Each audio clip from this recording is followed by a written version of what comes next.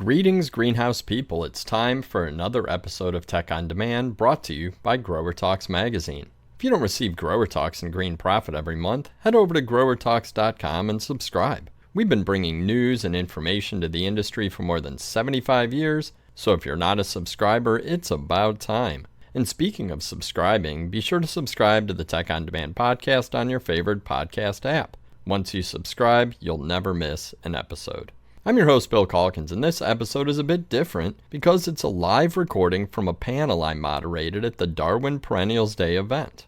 The audio quality is not as good as you're used to hearing from this podcast because it's pulling from microphones in a tent with lunch being served and hundreds of growers in the background chatting about the plants they saw that morning in meetings with more than 30 leading perennial suppliers in the Ball Seed network. But that said, the panelists were excellent and the content is fantastic. The topic for the panel was error correction, common challenges in perennial production that can be easily fixed to avoid running into the same issues year after year. The panel included Chris Fifo from Darwin and PanAmerican Perennials, Drew Koschmann from Walter's Gardens, and Nathan Jahnke from Ball Seed Technical Services. Some of the frequent pitfalls discussed included best practices for overwintering and bulking perennials, why input selection is critical, evaluating perennial plug and liner quality, managing tough environmental conditions, and new research into no-pinch production strategies. We also solicited questions from the crowd and covered about 10 of them before closing. If you missed this year's event, that's okay. Darwin hosts it every year, so mark Wednesday, June 17th, 2026 on your calendar and come check out the gardens at Ball with thousands of perennial plants in bloom. And as we get closer to the event, you'll find all the details at darwinperennialsday.com. Without further ado, here's the panel discussion. Good afternoon, everybody. I like to do this at the start of every panel for Darwin Days or Customer Days. Please give a round of applause to the entire team that gets these gardens ready. Without this team, there would literally just be bare ground, so besides the perennials. And so, for this discussion, we've gathered a panel of experts, and they're here to share strategies to lead to, I want to say, incremental improvements at your greenhouse and nursery as it relates to perennial plants. Because there are common mistakes that folks make and growing teams can make from year to year. I work with Ball Seed Technical Services quite a bit, and we do get a lot of the same questions from year to year. I'm sure all these guys deal with questions coming in that are a little bit repetitive. So the plan today is to share some tips and tricks to error correct on these common mistakes. I will introduce the panel real quick, but we don't have a lot of time, so I'm not going to take a long time reading their bios, but I will introduce Chris Fifo. Chris is with Darwin Perennials and PanAmerican Perennials, and Chris was a head grower for decades. I don't want to age him, but a long time. He knows a lot about perennial plants. He truly is a guru, and really my perennial go-to here within the Ball companies. Next in line is Drew Koschmann from Walter's Gardens, and he's a Purdue grad. Do we have any Boilermakers in the audience? Yeah, I see some hands going up. That's awesome. He's the director of greenhouses at Walter's Gardens. He was 10 years as head grower at Walter's Gardens, and prior to that, he was head grower at some other nurseries, including Midwest Ground Covers, one of the local businesses here. So we're happy to have Drew. Last but certainly not least is Dr. Nathan Jahnke. He's the culture research manager here at Ball. He's also the fearless leader of the Ball Seed Technical Services team. And Nathan got his PhD from NC State. Fantastic horticulture department. I hear some whistles, so there must be some other NC State grads out there. So real quick, before we dig into the topic at hand, I want to ask these guys to just maybe say a couple of sentences about what you do on a day-to-day basis. Some of the perennials, topics that you deal with, and something that you're most excited about in the world of perennials right now. Chris, what do you do day-to-day, and what are you excited about in the world of perennials?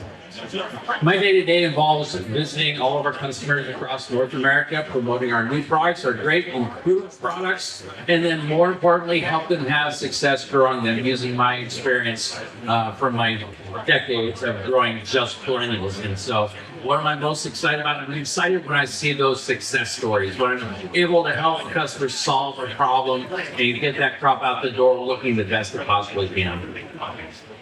Drew, how about you? What do you do day to day, and what are you excited about in the world of perennials? So like you said, my role is changing at Walter, but in the past, it was really focused on greenhouse environments, working closely with maximizers, Damatex, Critter Compass, just making sure plants were going to the right location to have high quality. And besides that, I work really closely with plant growth regulators, the IPM team, and just trying to produce the best quality liners to send out to the customers here. What I'm really excited about is I really love where our internship program has gone and just seeing the next generation coming up. I think there's a lot of work that could go into like AI and see where that leads, and just seeing how they are able to help us manage our greenhouse environments and help us navigate through Teams or Google Docs. It's just been really exciting to see that and witness that. Excellent. Nathan, we wear a million different hats like most people in this industry. What's your day-to-day look like, and what are you excited about for perennials? So constantly troubleshooting issues and challenges with in production or in the greenhouse, hearing what everyone's having out in their businesses. We bring that back here at Chicago, do trial and greenhouse to develop solutions. So hopefully you don't have those anymore. And what I'm really excited about is the collaboration and the teamwork that we have at Hall and with our customers to help develop solutions, not just for new varieties, but varieties that are easier to grow, new forms, all of those techniques that we can provide for our customers to make your lives easier. Excellent, excellent.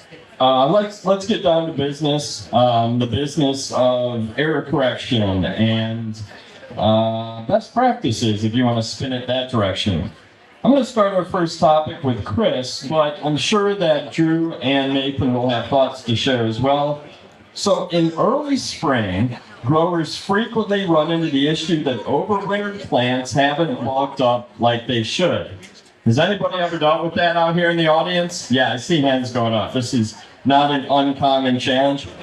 Chris, what can you tell us about this problem? What are some signs to look for and maybe some strategies to correct this issue in subsequent years?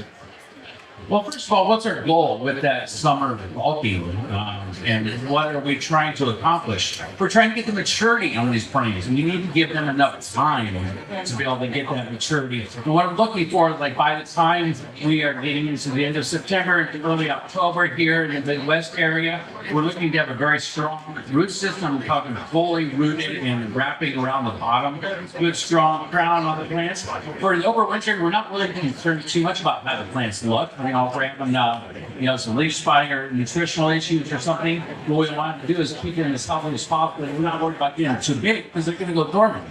And so the more maturity we can have in that standpoint, the healthier plant we're going to have that's going to make it through the winter. And oftentimes that just comes down to scheduling. We need to make sure we're giving them enough time in the fall to completely cover the dirt is what I consider in those finished containers. But then also we want to take advantage of the summertime temperatures and light levels. So if we're planting too late into the fall, we're going to start losing these advantages. We're not going to get the maturity as quickly. And if we're really late, we may end up having to resort to heating the frames, and that's something you certainly don't want to have to do. So looking into that scheduling is very critical. Get those in the ground early. And then another thing is don't starve them. My philosophy of growing has always been you are what you eat.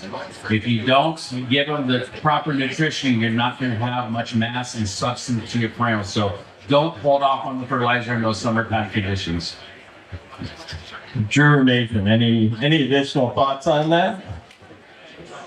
All great comments, Chris. And a couple things I would watch for too, and I've seen this before, is understanding what the state of the plant is going into that fertilization, where I've seen hostas or echinaceas in flower starting that fertilization. Well, the following year, that flower comes up, and first thing to come emerge and grow. And how to manage a situation like that, and what we would typically do is, let that growth come back up the following spring, just remove that flower bud to allow for better eye development and growth being pushed that way. Another key thing to watch for too is just planting depth as you're planting perennials going into the end of the winter, and just making sure you got the right depth going into the winter. Excellent, excellent. Drew, I'm coming back to you for question number 2.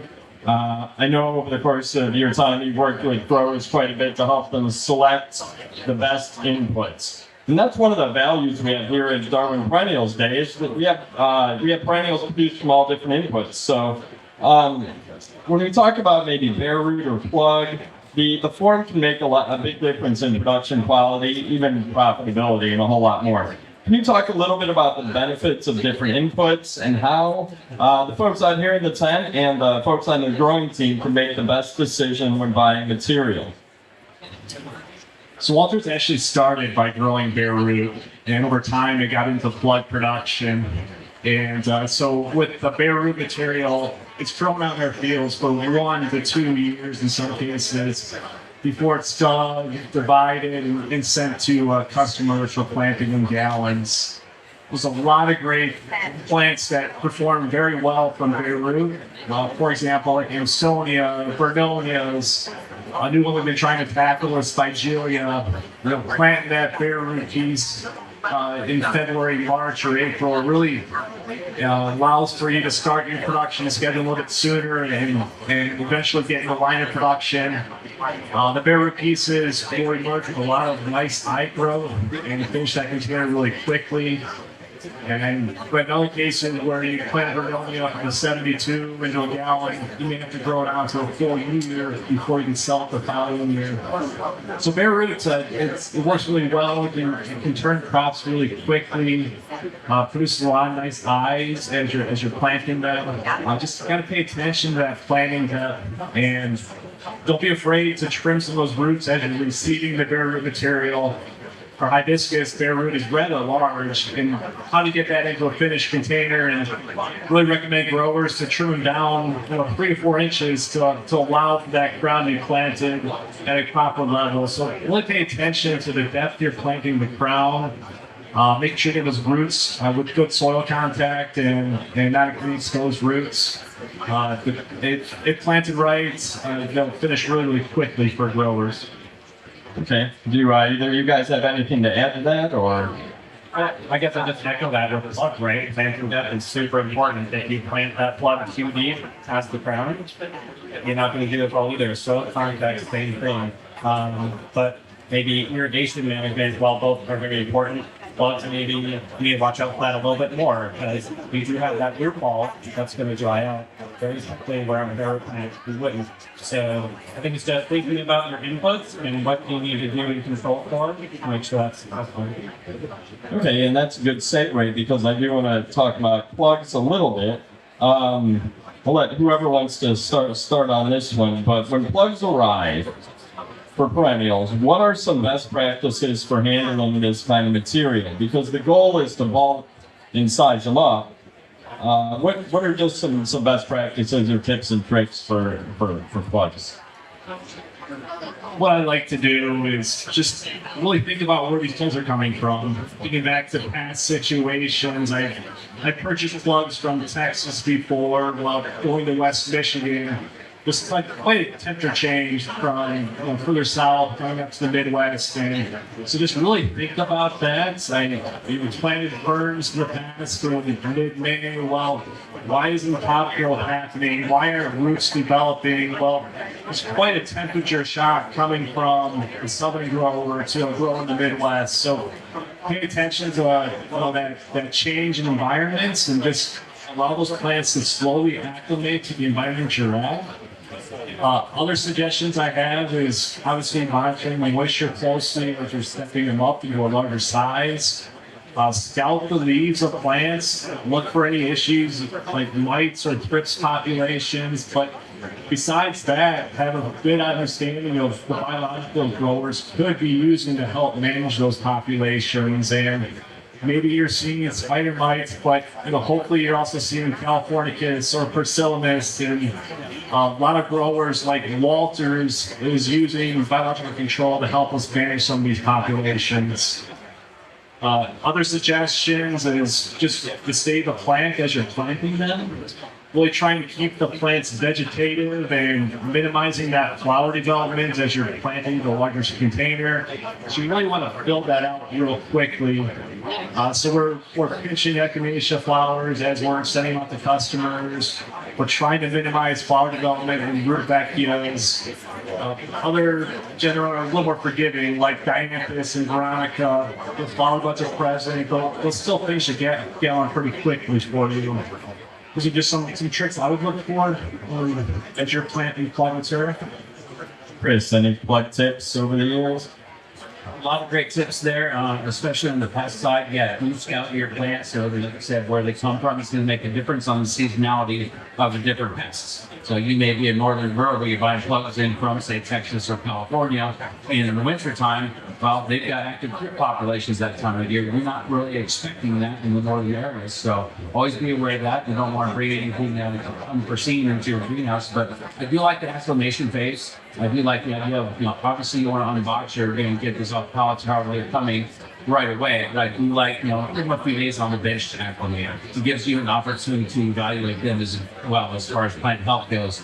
Another point to point out here is also expectations on arrival of your plugs. Now, granted, some of these are going to be boxy or bounced around from FedEx for a while, so manage your expectations of what kind of condition your plugs are going to come in. Always know your driver who's ordering those to your place. That's always a good thing to know. But in my history, a lot of it was growing verbalized perennial liners as well. So we were shipping dormant plugs in January, February, March. So again, manage expectations. If you're ordering dormant liners or poultry liners, understand where they're going to begin.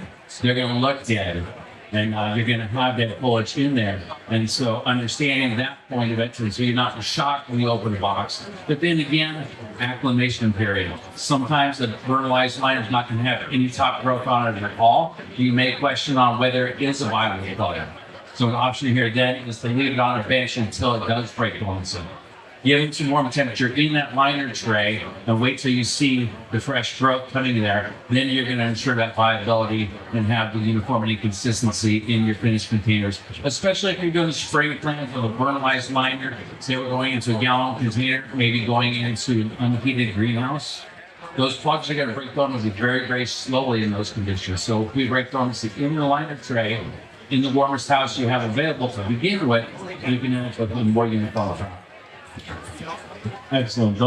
That was just a ton of excellent tips. Nathan, this one's for you. In our industry, we are no strangers to producing crops in challenging conditions, sometimes crazy conditions, just to get these produced into market in the right time. Environmental conditions. But sometimes we underestimate the impact stress can have during production. I know that you do a lot of research into this and have looked at this for a while now. What are some of these stress impacts that can limit perennial plant potential and maybe how to overcome them? I know it's a huge question, but there got to be some top of mind parts. Yeah, we don't have time for a whole seminar on this, but so I think back to those factors of plant growth: water, nutrition, temperature, light, and air, or called gas exchange. And so when you're thinking about challenges in these areas that plants are going to face, abiotic stresses, what we call those, things that are not pests or diseases, we think about those as being stressful for our plants. So that means too high of light intensity. We've been talking a lot about plugs and Beirut. We don't want too high of light intensity that's going to disturb our plants. So things like shading are going to be very important. Make sure those inputs when they're coming in use. Heat stress, also very helpful for those liners or bulk material over the summer. So what can you do to reduce the temperatures? If you're outdoors, you syringe the plant, that's great. But then we also need to consider the water stress. Are we creating an induced environment for a disease? Because now we the leaves wet. You don't want those plants going to bed with it. So there's all these things you can review, but make sure you're not creating another problem when you're addressing it. And the last one is temperature. If you're shading with this version, you can reduce that temperature because plants eventually will stop growing when it gets too hot. Around that 85-degree mark, plants really slow down, especially if that's the night temperature. Plants will stop out. Also, if it's too high in light, they can only use so much, right? Food is great, but if you eat too much, you don't feel good. It's all the same way. They get too much light, you can't use it all. They'll actually burn themselves out. Well, does anybody have anything to add to that? Or I can go a little bit deeper into producing perennials when it's super hot out, and getting roots on some of these young plants is a challenge. Chris or Drew, how do you work with growers to maximize quality and minimize losses in summer production? Summer production is always challenging under heading. First of all, avoid them if you can. But there's some of those crops that require cold treatment, and we want to overwinter those in the finished containers. So we have to do that summer propagation. Iberis, Albracia, creeping phlox, our new candy cloud phlox. Some critical crops there that we have to propagate in the summertime. One great option, I mean, maybe watch how much mist you put on crops. If it gets so warm, your tendency is to over mist and then therefore oversaturate your medium. It's not so much the water on the leaves that's going to hurt you, it's going to be the water in the soil that's going to really delay the rooting. And so to help mitigate that, a better drain medium can really help. I've seen some growers that will go up to 50% on the drainage on the perlites and have great success because that water's flowing right through. Obviously, empty production is going to create other concerns as far as drying out too quickly, but that moisture in the media is going to be a critical factor in the summertime. One thing we can help to do is, the faster we get the cuttings off the mist, the better off we're going to be. And so Darwin Columbia has offered a callus cutting program. And we have creeping phlox included in it, and we've got Iberis. Some of these tough summer propagators, if we get a callus cutting, we can reduce the amount of time we're in propagation and therefore increase your success rate. That's probably one of the best things we can do right there. But then, like I said, avoid it if you can. Go with first-year flowering perennials. Use our first-year flowering tool, propagate in the springtime or late winter, and not even deal with the summertime conditions if you don't have to. There you go. Drew, any experience producing perennials in the middle of summer? Yeah, of course. At Walters, we're receiving plants throughout the year, so we don't have the luxury of only doing propagation the months of February, March, or April. And so we're getting a lot of cutting material as I'm talking right now. So how to manage that? We really invest in our environmental control system to help us control that environment. If you walk through that range and you are questioning, why is the shade curtain not closing? We'll go back to your environmental control system and look at making that modification to provide a little more shading to your plant material. We have, in some cases, felt like that was not enough. And as of recently, we've been working with a drone applicator to make liquid shade applications on our houses. And Walters, it's all multi-stand greenhouses, all interconnect greenhouses, and it's been a good way to really cut back some of the edge of that heat, that summer heat. On propagation areas, diffused glass. We tried a few days this past summer with a liquid shade application being applied by this drone, and it's kind of nice. It really has helped cut back some of that heat and allow us to keep going with summer propagation. Excellent, thank you. I got one more question for the panelists. I'm directing this one at Nathan. And then we have collected questions from the audience before we started. So I have about 10 questions from the audience that are going to go pretty quick. But real quick before we get to those, Nathan, I know that some folks in the industry have heard of research into no-pinch strategies for some species and using chemistries like configure. We've read a little bit in the trade magazines, heard some talk at conferences about use of configure on a no-pinch strategy. Now, some of you out there might have tried this, but Nathan, I know your team's working on this here at Ball. Any quick thoughts on your research or things that you've learned so far using Configure for no pinch? Yeah, so far to go, like, what are the benefits of no pinch first? And so, like, if we can reduce our labor so we don't have to touch the plants, that's great. So if we do that chemically, that's a bonus. And then the disease concern, that's a big concern as well, especially with viruses. So that's why we started looking at no pinch strategies. It's challenging. It's not easy. There's multiple ways to do it. A lot of different products. If we think of Ethicon, that's one way that I get from the branch. Or Configure, which is essential acting, is a different plant growth regulator. So we're looking into those different plant growth regulators. What can we spray over the crop in the liner stage or post transplant to get that branching, so then you don't have to go in there and manually pinch them.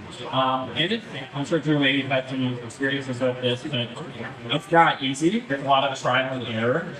Generally, what we've found is a good starting point. Like, if you want to get into this, you need to do your own trials, and a good range to look at of anywhere from like 200 to 600 parts per million. Configure is where a good starting point.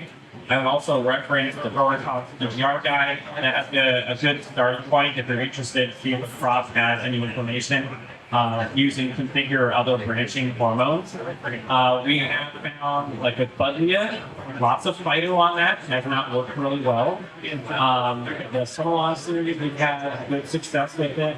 That was around that 200 to 400 parts per million, as well as the uptick Coreopsis. That's worked really well to induce some branching too. Excellent.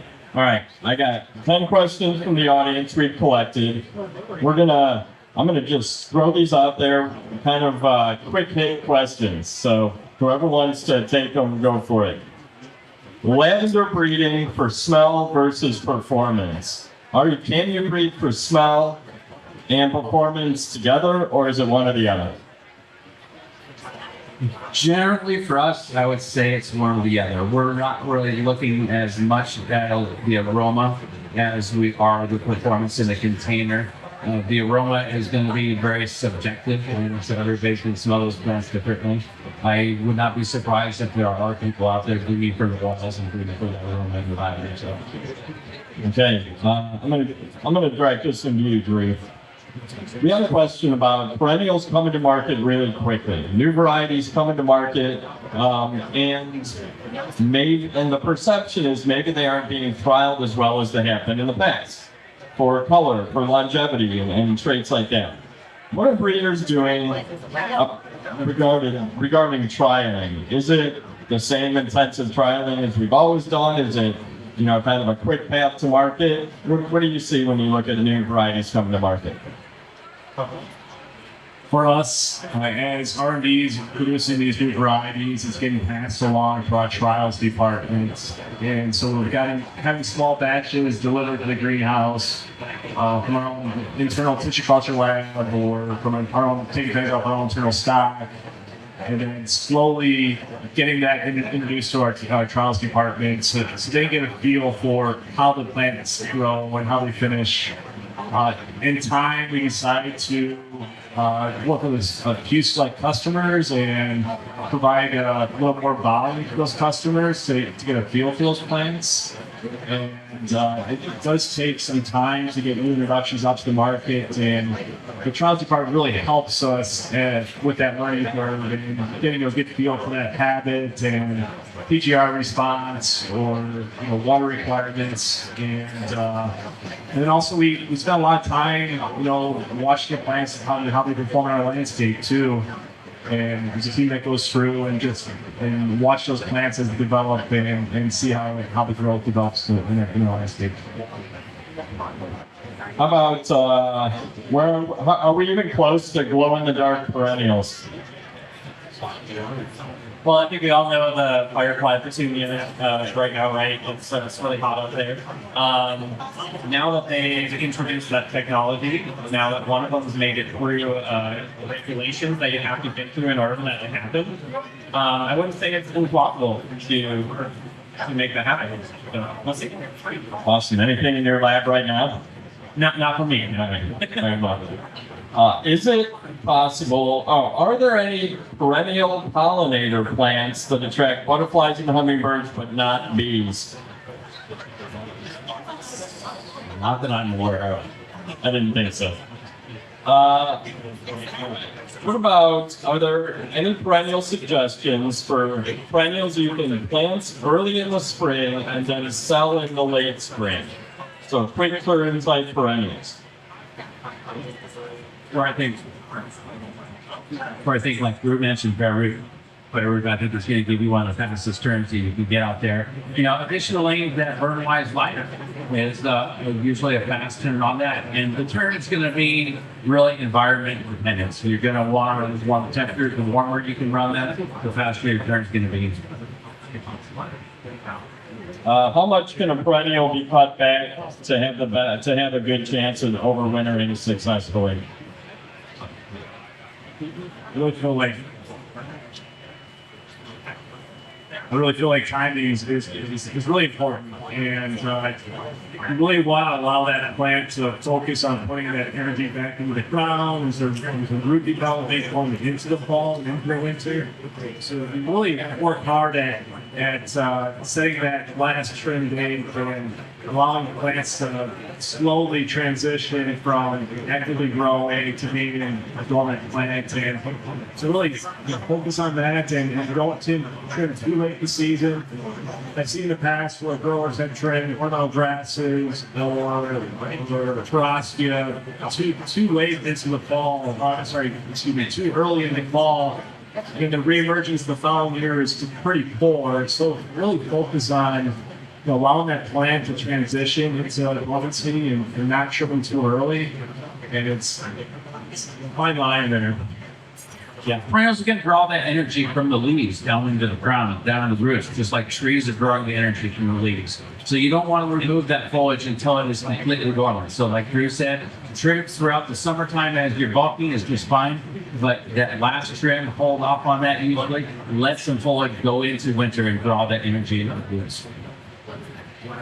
We all know that climate zones are changing. How does this impact trialing and testing, or I guess even relabeling and things like that? Oh my, trialing and testing is really a tough one. We still do, run all of our perennials through some really good trials. We've got trial gardens and growers around the country who are trialing our advanced material. So we're mainly focused, is it going to fit in someone's production, or is it going to need special care? But then as far as the environment goes, the weather has gotten so, we're used to the extremes now. We're used to the extreme droughts and then the flooding rains, and trying to develop perennials that can tolerate those conditions is challenging. And that's why, again, we're relying on our trial gardens around the country to find out what is doing the best. As far as breeding for it, very challenging. But I think it's something that you get used to, and just, a lot of it's in variety selection for a home gardener. You think about those USDA hardiness zones, they recently changed. But when you grow a plant, you're trying to grow the country, right? And so you're gathering that data, and that zone will continue to fit with that USDA hardiness zone. But I think it goes a lot to what Chris said, is that it's those extremes. We had not a terrible interview this year, but we didn't have the snow cover that we needed. And so we lost more plants than you think we would have in this area of the country because we didn't have the snow cover. So it's really being innovative with plants that can handle very extreme environments, so that regardless of the area down, I think they'll do more effectively. Okay, Nathan, earlier you mentioned 5 factors of plant growth: lighting, watering, nutrition, temperature, gas exchange. When you are diagnosing or working with growers to correct challenges or correct issues in their perennials, kind of triaging, what order of those 5 factors do you kind of go in? Like, what do you look at first? What falls a little bit further down the list? Yeah, so first off, I think you need to consider, one, is it one of those 5, or is it pest or pathogen? We don't figure that out right away. You're going to be tracing a lot of different areas of things that could look similar. So we look for patterns first. Look at the plant up close, look at it from far away, and look at the population. Those patterns are going to help you make that determination. And then go off of what have your plants experienced over the past few weeks when prior to symptoms developing. That's going to help you determine whether you go after water, temperature, or light, for example, first. And then you go after those check boxes like, okay, there's water, do I see wilting, am I checking the root, if there's light, if there's sunburn.